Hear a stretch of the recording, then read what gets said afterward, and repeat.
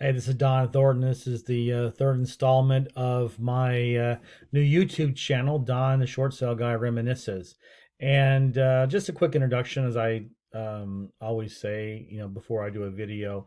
This is mostly designed for my family, my kids especially, because they won't read my my life story that I had written because it's too much work to actually read. Apparently nowadays you just have to watch a video. So I'm just taking highlights from things that I remember, funny things that happen in my life, and hopefully they'll enjoy it. And if you're not my family and you're just interested in knowing more about my life and listening to funny stories, you're welcome to enjoy. Right now, I'm just going through, my Mormon mission in Finland from 1985 until 1987, and I this is part two of the time I spent in Helsinki in a suburb called Haaga. And if you remember the last episode, I had a very strict companion. For those who don't know, Mormon missionaries are always in two, and you have a senior companion and a junior companion. It's very you need it because, especially in a foreign country, the foreign language, you need to have the senior companion's got to know the language well enough, because when you come over, you had 2 months of crash finish and that was it, and you don't speak anything. It took a while. I mean, it takes 6 to 8 months minimum to start getting to decent fluency with a hard language like that. So anyway, this was I went from a very strict companion to this guy next was actually kind of crazy.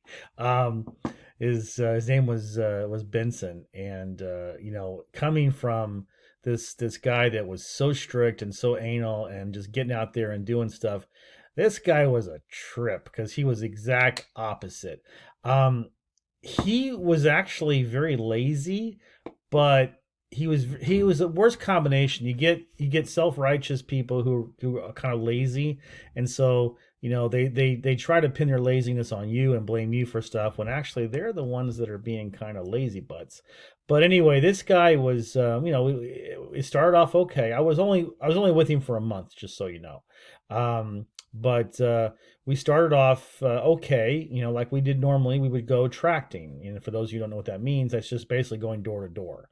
So back in the day, one of the jobs you could get out of high school, which I certainly did, was selling Kirby vacuum cleaners door to door. I lasted maybe 2 days, but when you sign up for a Mormon mission, you got it for 2 years, and you can quit, of course, but I didn't want to. So you got to knock on those doors.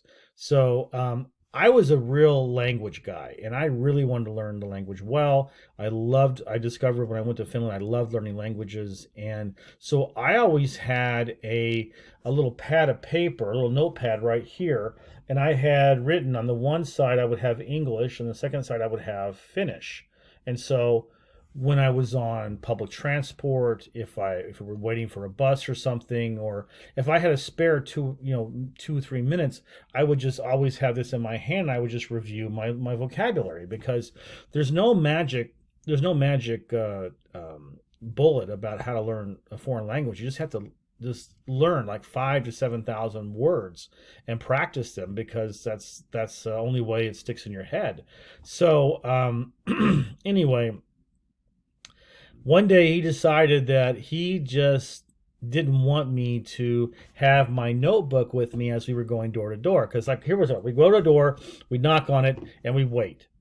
And a lot, because we're going during the day, lots of times people were not home, so we wait for like 30 seconds, and then we go to the next door, knock again.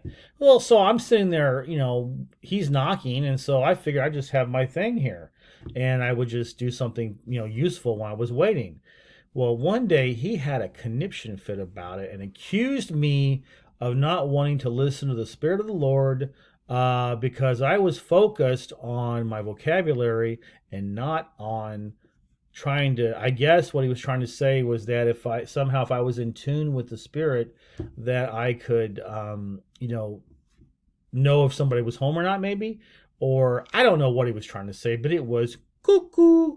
So, look, I mean, I was trying to be a good guy and a good missionary and everything, but I mean, I that was ridiculous. I said, no, I will continue to do this, and how about I rely on your telepathy with the spirit, and you can pull us through, you know. So, uh, next thing I know, he just walked away, and the guy just disappeared, you know, just gone. Here I was, you know. Listen, I got there in September, October, November, December, January. So this is my 6 month. Okay, so my finish is okay, right?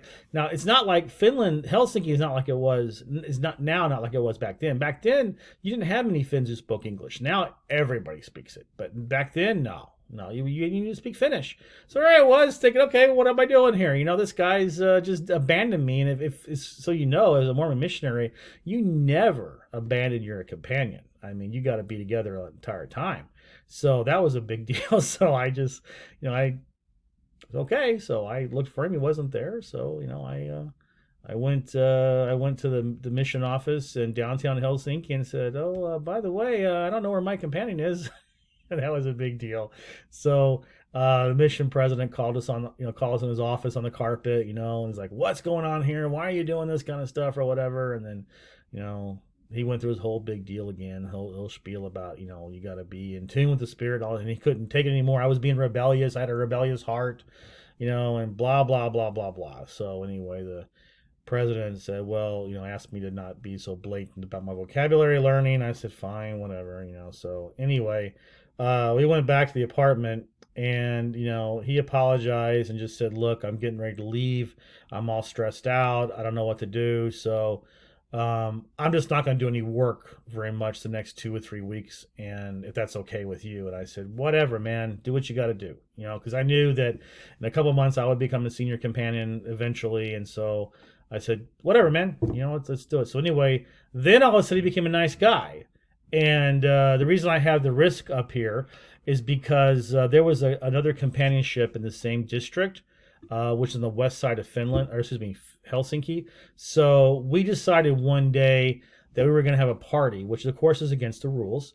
But we invited these two guys over. One was a Finn and one was an American, Finnish missionary, you know, from Finland. And so they borrowed a game of Risk, a board game of Risk, and so decided we wanted them to have some root beer. Well, there was no root beer in Finland back in the mid 1980s, so we went to this factory, big huge factory called Valio, where they made all sorts of you know. Dairy products and different things, and so we got some dry ice because we need to have dry ice, and we had some root beer extract, little bottles there. So, but you know, it was against the rules to leave our territory too, and we had to leave our territory to go to the factory. And looking back at it now, whatever, it's no big deal. But back then it was like, oh my gosh, we're going to break mission rules, and I was so upset. I was like, wow, I'm really scared. So, and turns out that, you know, we were going through a district where these two sister missionaries were, and again, just so happened we saw them on the next compartment, and we freaked out and we got off, and it was, you know, we were like, oh my gosh, do they see us or not see us? Is the Michigan president going to see us or whatever?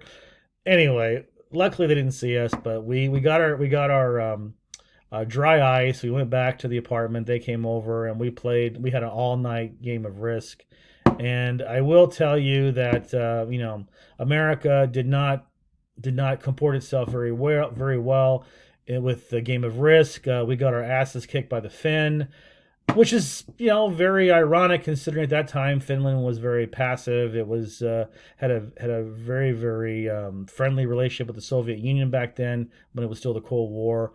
And, you know, I mean, the Finns fought very bravely in against the Soviet Union twice in 1939 to 40, and then, you know, 41 to 44, and they were the only country that ever fought against you know, the Soviet Union, was able to keep, you know, some semblance of freedom and independence. So I thought, I, as an American, you know, as a American, you know, I felt it was very shameful on our part that we got our asses kicked in Risk by a Finn. So, you know, I'm sorry, America. You know, I let us down. But you know, it was fun. It was a good memory I had we had a fun time, and you know, it was. What can I say? I mean, we were dumb kids, you know, 21, 22, 20, you know, so we needed to blow off some steam. So, but this guy, Veli Benson, Veli is the word for brother in Finnish. Veli Benson, He went off to the great back to America, and I never heard him again. I went to reunions, never knew what happened to him. Uh, and then I got transferred to Pori next, and once again, I had a weirdo companion, but I'll say that for my next chapter in my reminiscing. Okay, thanks for listening.